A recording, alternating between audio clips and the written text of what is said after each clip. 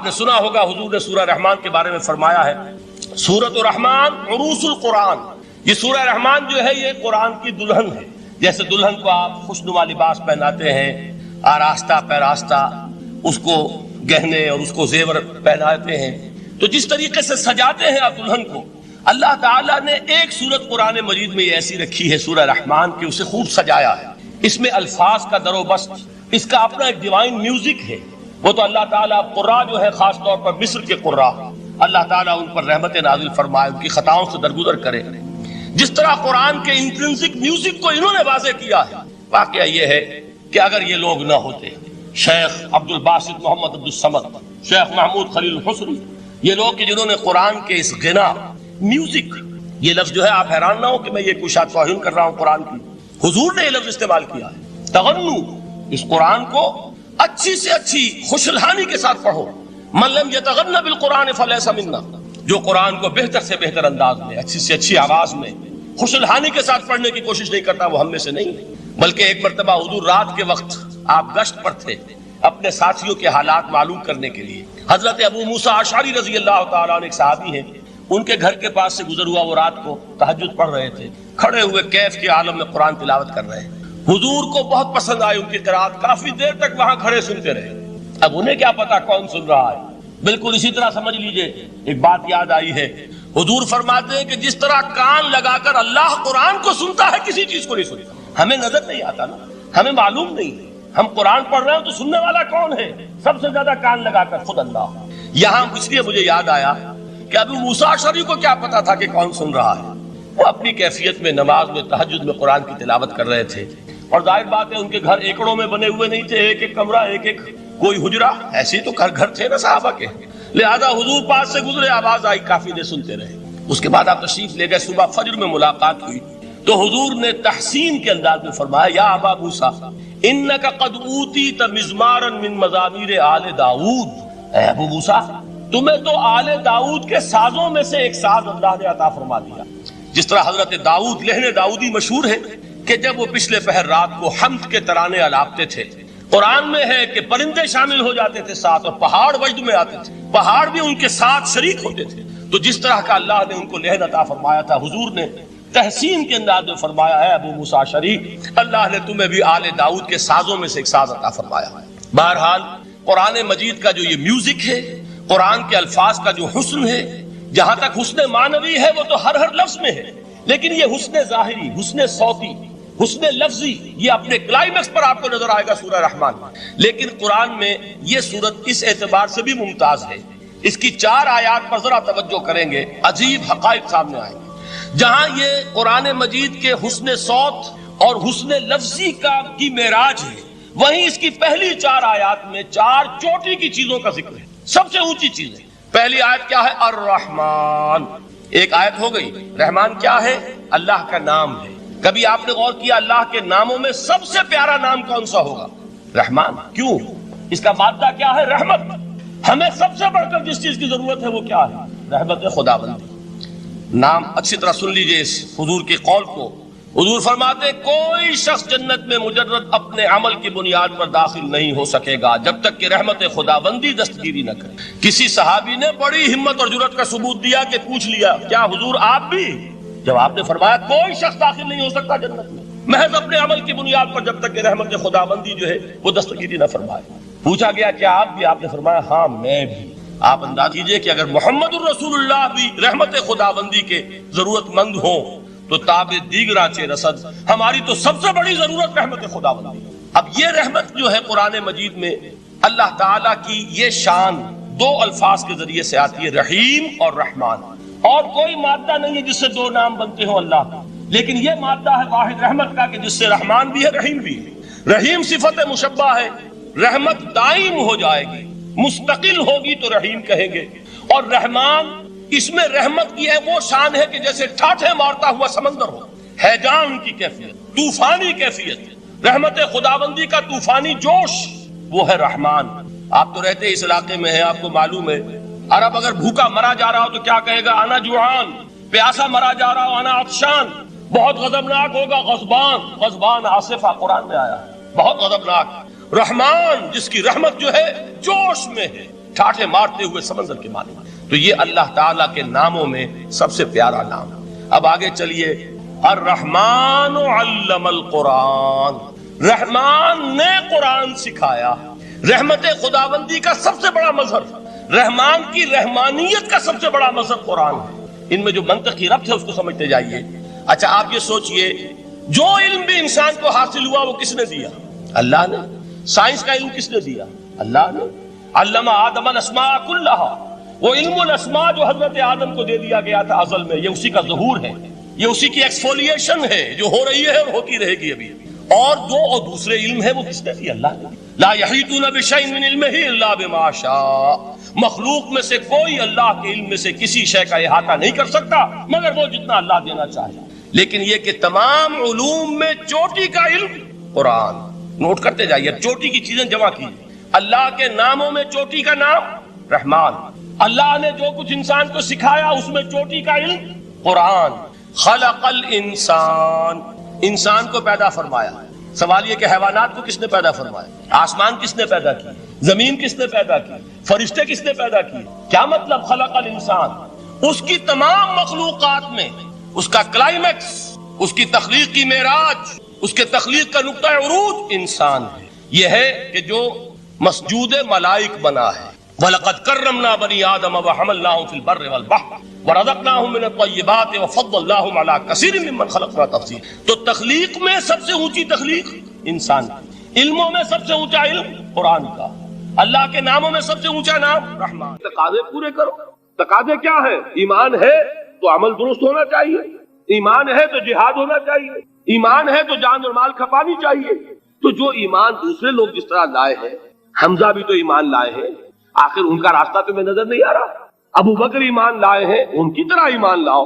تو انہوں نے کیا کہا؟ انؤمن کما آمن السفہاء، کیا ہم اس طرح ایمان لائے جیسے یہ بے وقوف لائے؟ سفیہ کا لفظ تو سبھی جانتے ہیں، یہ سفہاء کسے کہہ رہے ہیں؟ آپ نے پڑھا تو بہت مرتبہ ہوگا ان آیات کو، کبھی سوچا کس کو کہہ رہے ہیں؟ وہ ابو بکر کو کہہ رہے ہیں، وہ حمزہ کو کہہ رہے ہیں، وہ عمر کو کہہ رہے ہیں. ان کی تو مت ماری گئی. غر ہؤلاء دینہم، انہیں تو کوئی ہوش ہی نہیں. 2 مرتبہ حضرت ابو بکر نے وہ کام کیا ہے کہ ہر ورلڈلی وائز انسان یہ کہے گا کہ حماقت کی ہے جس کے سامنے دنیا ہے. جب ہجرت کے لیے حضور تشریف لے جا رہے تھے، 40,000 درہم کا سرمایہ تھا، جبکہ حضرت ابو بکر ایمان لائے. مکے کے چوٹی کے تاجروں میں سے تھے جو ملک التجار کہلاتے. لیکن اب وہ روپیہ کہاں خرچ ہوا؟ بلال کو خریدا، روپیہ دے کے خریدا یا ویسے ہی خرید لیا؟ آزاد کر دیا. ابو فقی کو خریدا، آزاد کر دیا. 6 ہیں غلام اور کنیزیں محمد رسول اللہ پر ایمان لانے والے جن کو ابو بکر نے اپنے پیسے سے خریدا اور آزاد کیا. یہ روپیہ تو پگھل رہا ہے نا. جو تھوڑی بہت پونجی رہ گئی ہے، تو جب حضرت حضور ہجرت کے لیے تشریف لے جا رہے، وہ ساری پونجی اپنے ساتھ لے گئے، گھر والوں کو چھوڑ کر گئے. بوڑھا باپ اندھا ابو قحافہ، بعد میں وہ بھی ایمان لے آئے. اور یہ ابو بکر ہیں کہ جن کی 3 نسلیں ایک وقت میں موجود تھی مسلمانوں کی. ابو قحافہ مومن، ابو بکر مومن، اور ابو بکر کی اولاد مومن، عائشہ، اسما اور ابو بکر اور عبد الرحمن ابن ابی بکر. یہ کون ہے؟ تو 3 نسلیں جس کی بیک وقت رہی ہیں ایمان میں، وہ شاذ لوگ ہیں، ان میں ابو بکر. لیکن یہ کہ اس وقت تک ابو قحافہ ایمان نہیں لائے تھے، والد نابینا تھے. تو والد ہے، بیٹیاں ہیں، حضرت عائشہ، حضرت اسما حضرت رضی اللہ تعالیٰ عنہما، بیوی ہے. کچھ نہیں چھوڑ کے گئے، ایک پیسہ. جب باپ کو معلوم ہوا بیٹا چلا گیا محمد کے ساتھ صلی اللہ علیہ وسلم، سخت غصے میں ہے، پیٹ و تاب میں ہے. اب ہمارا کون والی وارث ہوگا؟ کون ہے ہماری خبر گیری کرنے والا؟ بیٹیوں سے پوتیوں سے اپنے پوچھتے کچھ چھوڑ کے بھی گیا کہ نہیں؟ ان کا ہاں ابا جان. کیا کیا انہوں نے؟ کبھی پڑھے ہیں واقعات؟ کچھ کنکر روڑے لیے، ایک کپڑے میں پوٹلی بنائی اور اندھے دادا کا ہاتھ اوپر پھروایا. دیکھیے دادا جان، یہ چھوڑ گئے ہیں، یہ مال ہے، یہ سونے اور چاندی کے سکے ہیں، ابا جان ہمیں ایسے نہیں چھوڑ کر گئے. واقعہ کیا ہے کہ ایک پیسہ نہیں چھوڑا ابو بکر نے گھر والوں کے لیے، سب کچھ لے گئے کہ کیا پتا محمد کے ساتھ جا رہا ہوں، کس وقت کیا ضرورت پیش آ جائے صلی اللہ علیہ وسلم. تو یہ کوئی عقل مندی کی بات ہے؟ اپنے غریبانوں میں جھانکی آپ یہ عقل مندی کریں گے؟ کہیں چاہے نہ، یہ بات دوسری ہے. لیکن یہ کہ اس کو کون ہم میں سے عقل مندی کہے گا؟ اسی طریقے سے جب غزوہ تبوک کا وقت آیا، وہ واقعہ تو بہت مشہور ہے. حضرت عمر فرماتے ہیں کہ اس زمانے میں میرے پاس اتفاقاً پیسہ بہت تھا، میں نے یہ سوچا دل میں کہ اس مرحلے پر تو میں ابو بکر سے بازی لے جاؤں گا. مسابقت ان میں بھی تھی لیکن نیکی کی مسابقت, خیر کی مسابقت, انفاق فی سبیل اللہ کی مسابقت. تو میں نے سوچا کہ میں بازی لے جاؤں گا. میں نے کیا کیا, کل دولت جو تھی اس کے 2 حصے کیے. ایک حصہ گھر رکھا اور 1 لا کے حضور کی خدمت میں پیش کر دیا. حضور نے پوچھا کہ عمر گھر والوں کے لیے کچھ چھوڑا, کہ جی ہاں نصف کیا میں نے, نصف اللہ کی راہ میں حاضر ہے, نصف چھوڑا ہے. ٹھیک ہے. اب وہ آئے ابو بکر, پوچھا حضور نے ابو بکر گھر والوں کے لیے کچھ چھوڑا, کہ نہیں, صدیق کے لیے ہے خدا کا رسول بس, گھر میں اللہ اور اس کے رسول کے نام کے سوا کچھ نہیں تھے. یہی ہے نا, پروانے کو چراغ ہے, بلبل کو پھول بس, اور صدیق کے لیے ہے خدا کا رسول بس, مجھے گھر والوں کے لیے کچھ نہیں چاہیے. یہ کام جو ہے, تو یہ جن کا ہم اس وقت ذکر پڑھ رہے ہیں منافقین, ان کے نزدیک حماقت تھی یا عقل مندی تھی, یہ سمجھداری تھی یا بے وقوفی تھی؟ وہ ہے جو بات کہہ رہے ہیں کہ جب ان سے کہا جاتا ہے ایمان لاؤ بھلے لوگوں کی طرح جیسے دوسرے لوگ ایمان لائے ہیں, تو کیا کہتے ہیں, انؤمن کما آمن السفہاء الا انہم هم السفہاء ولکن لا یعلمون. آگاہ ہو جاؤ, اصل احمق یہ ہے, اصل بے وقوف یہ ہے, انہیں نہیں پتا کہ حقیقت کیا ہے, نفع کیا ہے, نقصان کیا ہے. وہ جو بات میں نے سورۃ العصر میں بیان کی تھی, والعصر ان الانسان لفی خسر الا الذین آمنوا وعملوا الصالحات وتواصوا بالحق وتواصوا بالصبر. جس کے ذہن اور قلب پر یہ صورت کندہ ہو جائے گی, اس کے نزدیک عقل مندی یہ ہے کہ سب کچھ اللہ کی راہ میں لگا دو. جس کے دل میں یہ بات بیٹھی نہیں, اس کے لیے عقل مندی یہ ہے کہ بچا بچا کر رکھو, چھپا چھپا کر رکھو, سنبھال سنبھال کر رکھو. عقل مندی کا اس میں تقاضا کچھ اور, اس میں تقاضا کچھ اور. لیکن یہاں بھی فرمایا ولکن لا یعلمون, انہیں ابھی علم نہیں ہے اس کا. اس سے پہلی آیت میں بھی فرمایا ولکن لا یشعرون, انہیں شعور نہیں ہے. دیکھیے میں آپ کو بتا رہا تھا, یہ وہ غیر شعوری نفاق ہے, یہ بڑھتا چلا جا رہا ہے. پہلے جھوٹا بہانہ تھا, پھر جھوٹی قسمیں ہوئی, پھر دشمنی ہو گئی صادق الایمان, جو جان اور مال لگا رہے ہیں, نچھاور کر رہے ہیں پروانہ وار, اللہ پر, اللہ کے دین کے اوپر نثار کر رہے ہیں اپنے آپ کو, ان سے عداوت, ان سے دشمنی, ان کا بغض, یہ 3rd سٹیج تک پہنچ گئے. اب بھی وہ اپنے آپ کو منافق نہیں سمجھتے, وہ سمجھتے عقل مند تو ہمیں, یہ تو بے وقوف ہے. ہم ہیں اصل میں بھائی, سمجھ کے چلنا چاہیے, تیل دیکھنی چاہیے, تیل کی دھار دیکھنی چاہیے, دائیں بائیں دیکھنا چاہیے, حفاظت کا بھی خیال ہونا چاہیے. یہ ساری چیزیں تو عقل مندی ہے نا دنیا کے اعتبار سے. تو وہ تو انہیں بے وقوف سمجھ رہے ہیں, اپنے آپ کو منافق کہاں سمجھیں گے؟ چاہیے ٹھیک ہے بھائی, دین بھی چاہیے لیکن دنیا کی فکر بھی چاہیے کہ نہیں؟ یہ آپ کہتے ہیں کہ نہیں کہتے ہیں؟ یہ تو بات آپ نے بہت دفعہ سنی بھائی, ٹھیک ہے دین بھی ہونا چاہیے لیکن دنیا بھی تو ہونی چاہیے کہ نہیں. یہ ہے سمجھ دنیا کی, یہ ہمارے معیارات ہیں. یہی وجہ ہے کہ دین ذلیل سے ذلیل تر ہو رہا ہے. دین وہ جو میں نے حال ہی کے اشعار سنائے تھے کہ پستی کا کوئی حد سے گزر نہ دیکھے, اسلام کا گر کر نہ ابھر نہ دیکھے, مانے نہ کبھی کہ مد ہے ہر جزر کے بعد دریا کا ہمارے جو اتر نہ دے. یہ دریا چڑھا کب تھا؟ جب صحابہ کرام نے وہ فینیٹسزم جس کو آج ہم کہیں گے, اس کا جب مظاہرہ کیا, اس کا ثبوت دیا, دامے درمے سخنے, جان مال تن دھن سب لگا دیا, تو اللہ کے دین میں بہار آ گئی, رونق آ گئی, دین کا غلبہ ہو گیا. اور جب ہم اپنے سمجھ کر رکھیں گے تو ظاہر بات ہے کہ اس کا تو پھر جو حشر ہوگا وہ وہی. دین میں کمزوری, ہماری دنیا جو ہے پھل رہی ہے, پھول رہی ہے, دین جو ہے وہ کمزور ہوتا چلا. یہ ہے 3rd سٹیج اس نفاق کی, کہ جس کے بعد اب کوئی امکان واپسی کا نہیں ہے. یہ غیر شعوری نفاق, جان لیجئے کہ یہ نہیں ہے کہ ماضی ہی ماضی میں تھا, اب اس کا کوئی امکان نہیں. یہ نہ سمجھیے, اب بھی یہ نفاق جو ہے, یہ میں بتا دوں آپ کو, ایک عام آدمی ہے, دین کا تقاضا ہی سامنے نہیں ہے, اسے پتہ ہی اتنا ہے کہ اللہ کے دین کا تقاضا نماز روزہ, وہ نماز روزہ کر رہا ہے, اس پر نفاق کا حملہ نہیں ہوگا. اس کو آپ کہہ دیں کہ اس کی سمجھ کم ہے, اس کا شعور کم ہے, اسے پتہ نہیں ہے, دین کے تقاضوں سے واقف نہیں ہے, وہ بچا ہوا ہے, وہ محفوظ ہے. وہ جو میں نے آپ سے کہا تھا پرسوں, اور ایک صاحب نے جواب دیا مجھے بعد میں کہ آج آپ نے جو بات کہی ہے تو کل لوگ کم آئیں گے, آپ نے ڈرا دیا کہ یہ جو تقاضے دین کے سامنے آ رہے ہیں تو اس سے ذمہ داری بڑھ رہی ہے. اب جس نے سمجھ لیا ہے پھر پیچھے رہے, وہ نفاق کے خطرے میں ہے.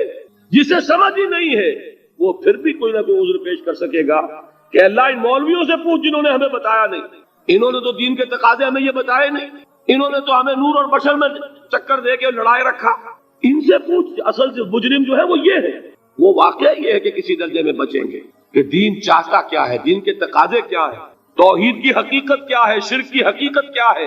اس کی طرف اگر توجہ ہی نہیں دلائی جا رہی اور اس غریب کو پتہ ہی نہیں, اسے پتہ ہی صرف یہ ہے کہ کھڑے ہو کر سلام پڑھنے میں اتنا فائدہ ہوتا ہے، وہ پڑھ رہا ہے بیچارہ، لہذا اس کا معاملہ آسان ہے بنسبت اس شخص کے کہ جس کے سمجھ میں آ گیا ہو، بات اس نے پالی ہو۔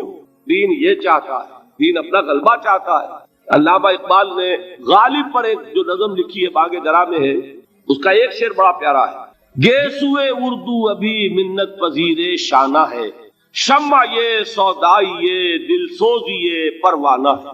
یہ دین جو ہے یہ تو چاہتا ہے کہ اہل ایمان پروانہ وار اس شمع پر نثار ہو، جانے لگا دے، گردنیں کٹوا دے۔ وَلَا تَقُولُوا لِمَنْ يُقْتَلُ فِي سَبِيلِ اللَّهِ أَمْوَاتٌ بَلْ أَحْيَاءٌ وَلَكِنْ لَا تَشْعُرُونَ۔ اور اگر اس سے پیچھے ہٹیں گے، قدم پیچھے ہٹا نہیں کہ نفاق کی زد میں آئے نہیں، وہ نفاق کی پہلی stage, second stage, third stage, وہاں پہنچ گئے، واپسی نہیں۔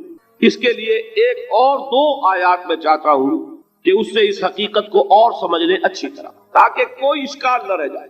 ایک آیت تو میں نے شروع میں پڑھی تھی، ایک نہیں ہے، یعنی ایک جگہ سے سورہ عنکبوت، اور ایک آیت ہے سورہ حج کی، وہ میں نے شروع میں تلاوت نہیں کی۔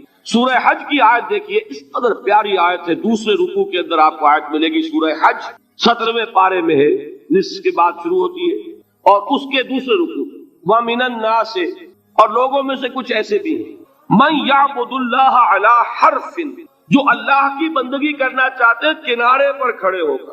ایک ہے منجدھار میں کودنے والے کہ ہر جباد آباد ماں کشتی دراب انداختے، جیسے کہ طارق نے کیا تھا، ادھر ساحل اندلس پر قدم رکھا، ادھر کشتیوں میں آگ لگا دی، کہ کسی کے دل میں خیال ہی نہ آئے کہ واپسی بھی ہے، کوئی کسی کے ذہن میں سوال ہی پیدا نہ ہو کہ اب گھر واپس جانا ہے۔ طارق جو بر کنارہ اندلس سفینہ سو، گفتند کارے تو رہے عقل و خرد خطاس۔ دیکھیے وہی عقل اور بے وقوفی والی بات آ گئی، لوگوں نے کیا یہ طارق کیا کیا، عقل مندی کی روح سے تو یہ غلطی کی تم نے۔ عقل تو یہ سکھاتی ہے کہ ذرا سنبھل کر چلو، جذبہ یہ کہتا ہے کہ نہیں، واپسی کا کوئی سوال نہیں۔ اجازت تو یقیناً کوئی شخص بھی منسوخ نہیں کر سکتا، وہ حضور کی طرف سے اجازت تھی، لیکن یہ ہے کہ یہ حدیثیں موجود ہیں کہ عورت کی نماز اپنے گھر میں افضل ہے مسجد کی نماز سے۔ عورت کی گھر میں نماز افضل ہے، گھر کے صحن سے بہتر ہے دالان میں، دالان سے بہتر ہے کمرے میں، کمرے سے بہتر ہے اس کی کوٹھڑی میں جو سائیڈ میں کوئی ہو، اس لیے کہ عورت اسلام کے نزدیک مستور ہے، مستورات ہم کہتے ہیں، چھپا کر رکھی جانے والی چیز ہے۔ تو یہ تعلیمات تو ہے، لیکن یہ کہ کوئی پابندی، کوئی اس کی حرمت جو ہے وہ میرے نزدیک ثابت نہیں ہے۔ کہ حضرت موسیٰ علیہ السلام کا آپ کو معلوم ہے کہ کوہ طور پر اللہ تعالیٰ سے ہم کلامی کا شرف حاصل کرتے تھے، گفتگو ہو رہی ہے لیکن اللہ نظر نہیں آ رہا۔ اب اس کو اپنے اوپر طاری کیجئے کہ صاف سامنے آتے بھی نہیں، صاف چھپتے بھی نہیں۔ یہ جو صورتحال تھی کہ اگر کسی کی آپ آواز سن رہے ہیں، کلام سن رہے ہیں، سامنے نہیں آ رہا، تو آپ کے دل میں خواہش پیدا ہوگی کہ ذرا سا یہ پردہ بھی اٹھا دیا جائے، مجھے دیدار بھی حاصل ہو جائے۔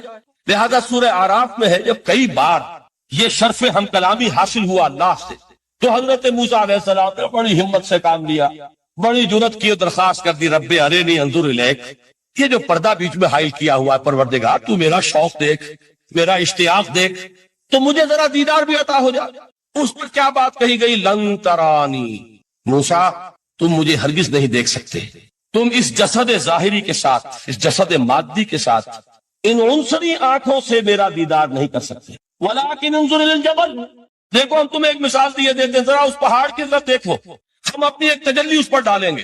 فَإِنِ اسْتَقَرَّ مَكَانَهُ فَسَوْفَ تَرَانِي، اگر وہ پہاڑ ہماری تجلی کو جھیل جائے، تحمل کر لے، تو تم بھی سوچنا کہ شاید ہمیں دیکھ سکو۔ اس کے بعد ہوا کیا؟ فَلَمَّا تَجَلَّى رَبُّهُ لِلْجَبَلِ جَعَلَهُ دَكًّا وَخَرَّ مُوسَىٰ صَعِقًا، جب اللہ تعالیٰ نے پہاڑ پر اپنی ایک تجلی ڈالی تو وہ پہاڑ جو ہے پھٹ گیا، اور موسیٰ، دیکھیے براہ راست تجلی موسیٰ پر نہیں ہے، یہ انڈائریکٹ مشاہدہ ہے تجلی ربانی کا کہ جو پہاڑ پر ہوئی ہے، اور پہاڑ کی جو کیفیت ہوئی ہے اس کے مشاہدے سے حضرت موسیٰ بے ہوش ہو کر گئے۔ فَصَعِقَ مُوسَىٰ سَرَّ مُوسَىٰ صَعِقًا، یہ ہے وہ مثال جو یہاں دی ہے قرآن کے لیے۔ او انزلنا هذا القرآن على جبل لرأيته خاشعا متصدعا من خشية الله، نتیجہ کیا نکلی؟ انفر کیجئے، استدلال، استنتاج، نتیجہ یہ نکلا کہ جو تاثیر تجلی ذات ربانی کی ہے وہی تاثیر کلام ربانی کی ہے، صرف یہ ہے کہ ہمیں اس کا شعور نہیں، ہمیں اس سے لطف کا ادراک نہیں۔ یہ بالکل ذات کی تجلی کی جو تاثیر تھی وہی قرآن خود بیان کر رہا ہے کہ اس کلام ربانی کی۔ اس کو بھی علامہ اقبال نے خوب کہا ہے، فاش گویم آنچ در دل مزمرست، صاف کہہ دیتا ہوں جو کچھ میرے دل میں ہے. این کتابیں نیست چیزیں دیگرست، اسے کتاب نہ سمجھ بیٹھنا قرآن کو، یہ کتاب نہیں ہے، کچھ اور ہے. کچھ اور کیا ہے؟ مثل حق پنہاؤ ہم پیداستو، زندہ پائندہ گویاستو. یہ تو جیسے اللہ تعالیٰ کی ذات ہے، مثل حق، ذات حق سبحانہ و تعالیٰ کی طرح یہ زندہ ہے، پائندہ ہے. مثل حق آئندہ گویاستو، یہ جو ہے زندہ ہے، یہ متکلم ہے، کلام نہیں ہے. کل صفات ربانیہ جو ہے ظاہر اور باطن، مثل حق پنہا، ظاہر و پنہا، اور حی و قیوم جیسے اللہ کی ذات ہے، وہی صفات اس کلام کی ہے. اور اس کے بعد وہ شعر آیا تھا جو میں پہلے سنا چکا ہوں، چوں بجاں در رفت جاں دیگر شود. جب یہ قرآن کسی انسان کے اندر سرایت کر جاتا ہے، اس کے دل پر نازل ہوتا ہے. دیکھیے یہ الفاظ آپ کو کہیں اور نہیں ملیں گے. میرے نزدیک جہاں علامہ اقبال اس دور میں قرآن کی عظمت کا سب سے بڑا ثبوت ہے، وہاں عظمت قرآنی کے سب سے زیادہ واقف اور اس کا سب سے زیادہ شعور رکھنے والے بھی علامہ اقبال. یہ الفاظ آپ کو کہیں نہیں مل سکیں گے کہ مثل حق پنہاؤ ہم پیداستو، زندہ و پائندہ گویاستو، چوں بجاں در رفت جہاں دیگر شود، جہاں چو دیگر شد جہاں دیگر شود. جب یہ انسانوں کے اندر سرایت کر جاتا ہے، ان کے اندر ایک انقلاب آ جاتا ہے، اور یہ اندر کا انقلاب ہے جو ایک عالمی انقلاب کا پیش خیمہ بنتا ہے. آپ آرڈیننس کے ذریعے سے نمازیں پڑھوائیں گے تو پھر نماز وہی پڑھی جائے گی جو آفس ٹائم میں آئے گی. باقی اور کیوں پڑھیں گے؟ وہ تو آرڈیننس کے ذریعے سے پڑھائی جا رہی ہے. اس کا حشر تو وہ ہوگا جو ہمارے ہاں دیکھا جا چکا ہے. اور اس وقت بھی اس زمانے میں نے یہ سنا ایک جگہ کہ کلاس 4 امپلائیز جو ہیں، وہ شروع میں جب آرڈیننس نافذ ہوا تھا ہمارے ہاں تو دفتروں میں بڑا اہتمام ہوا، آفیسرز نے خاص طور پر بڑے اہتمام سے ظہر کی نماز پڑھنی شروع کی. لیکن مجھے بتایا گیا کہ کلاس 4 امپلائیز جو ہیں ہمارے، یہ ڈرائیورز ہیں، پینز ہیں، یہ کھڑے ہنستے رہتے ہیں، شریک نہیں ہوتے.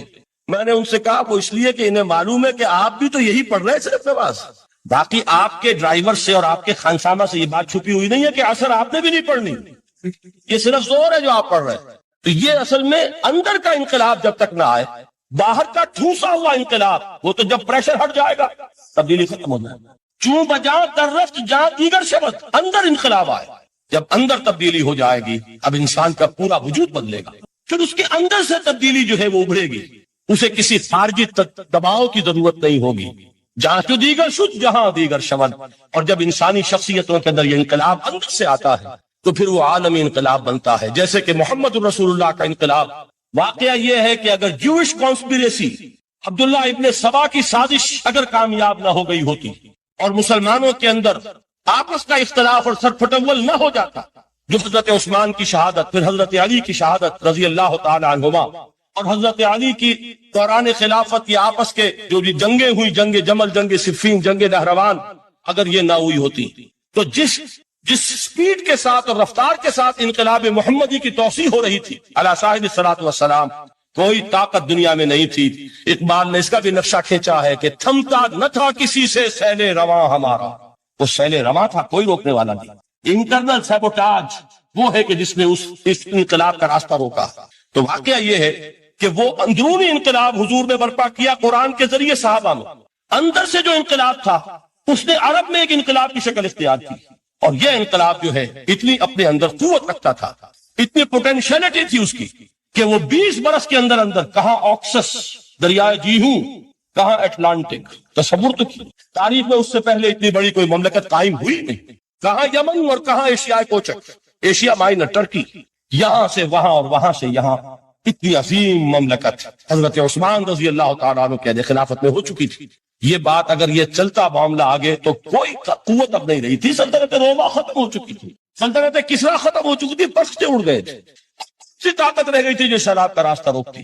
یہ وہ یہودی سازش ہے جس نے اندر سے سیبوٹاج کی. بہرحال یہ ہے انقلاب محمدی کا طریقہ، اندر سے تبدیلی. اسی کو علامہ اقبال نے کہا ہے، تیرے ضمیر پہ جب تک نہ ہو نزول کتاب، گرہ کشا ہے نہ راضی نہ صاحب کشاف. یہ قرآن اب بھی تم ایسے محسوس کرو کہ جیسے تمہارے دل پر نازل ہو رہا ہے. اور مجھے یاد آیا امام ابن قیم رحمت اللہ علیہ، ان کا ایک بڑا پیارا جملہ ہے. وہ کہتے ہیں قرآن کے بعض پڑھنے والے ایسے ہیں کہ جب وہ قرآن کو پڑھتے ہیں تو یوں محسوس کرتے ہیں کہ قرآن مصحف میں لکھا ہوا نہیں ہے، ان کے اپنے دل کے اوپر کندھا ہے، دل کے اوپر سے پڑھ رہے ہیں، یعنی اتنی کامل مطابقت وہ محسوس کرتے ہیں، اپنی فطرت، ہیومن نیچر اور قرآن کے اندر اتنی مطابقت ہے، اس طرح وہ ٹیلی کرتے ہیں ایک دوسرے کے ساتھ کہ محسوس ہوتا ہے کہ وہ کتاب ان صفحات میں لکھی ہوئی نہیں ہے بلکہ لوح قلب پر لکھی ہوئی ہے کہ جہاں سے وہ انسان اسے پڑھ رہا ہو۔ تو پہلی بات تو قرآن مجید کی آیت کے حوالے سے اس پہلو سے ہمارے سامنے آئی کہ جو تاثیر ہے ذات ربانی کی تجلی کی، وہی تاثیر ہے اس قرآن مجید کی، بشرطے کہ ہمارے دل جو ہیں وہ کچھ اپنے اندر اس استعداد اور صلاحیت کو پیدا کریں۔ دوسرا مقام ہے سورہ یونس کا۔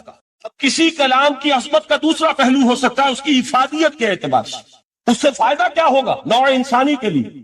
دیکھیے دو آیات، یہ عظیم خزانے ہیں عظمت قرآن کے۔ سورہ یونس میں یا ایھا الناس، اے لوگو، قد جاءتکم موعظۃ من ربکم وشفاء لما فی الصدور وہدی ورحمۃ للمؤمنین، 4 الفاظ نوٹ کر لیجیے۔ اے لوگو، آ گئی ہے تمہارے پاس وہ چیز تمہارے رب کی طرف سے جو موعظہ ہے۔ موعظہ کسے کہتے ہیں؟ نصیحت۔ اس بات کو ذرا سمجھ لیجیے ترتیب کیا ہے۔ نصیحت اسے کہتے ہیں، یہ یاد دلایا ایک صاحب نے کہ سورہ رحمان کی ابتدائی آیات کا بیان تو رہ گیا، وہ رہا نہیں، میں نے پڑھا کسی اور ترتیب سے تھا، بیان کسی اور ترتیب سے کر رہا ہوں۔ پڑھنے میں 4، 2 اور 1، اور اب جو میں بیان کر رہا ہوں پہلے ایک آیت سورہ حشر کی جو بیان کی، اب 2 آیات ہے سورہ یونس کی۔ لوگوں، تمہارے پاس آ گئی ہے تمہارے رب کی طرف سے موعظت، اور تمہارے سینوں کے اندر جو روگ ہیں ان کے لیے علاج۔ توجہ کیجئے گا، ہم نے قرآن کو کیا سمجھا ہے؟ صرف ایک مقدس کتاب، ایک حصول ثواب یا ایصال ثواب کا آلہ۔ قرآن ہے کیا؟ نمبر 1 موعظہ۔ موعظہ کسے کہتے ہیں؟ وعظ اسے کہتے ہیں وہ بات جس سے دل نرم ہو جائے، دل کے اندر گداز پیدا کرنے والی شے۔ وجہ کیا ہے؟ اعلیٰ سے اعلیٰ حکیمانہ بات کسی سے کہی جائے، دل سخت ہے، اثر نہیں ہوگا، ایک کرسٹ آ جاتا ہے انسان کے دل کے اوپر۔ جیسے کہ یہود کے علماء کے بارے میں فرمایا گیا، ثم قست قلوبکم فہی کالحجارۃ او اشد قسوۃ وان من الحجارۃ لما يتفجر منه الانہار وان منها لما يهبط من خشیۃ اللہ وان منها لما يشقق فيخرج منه الماء۔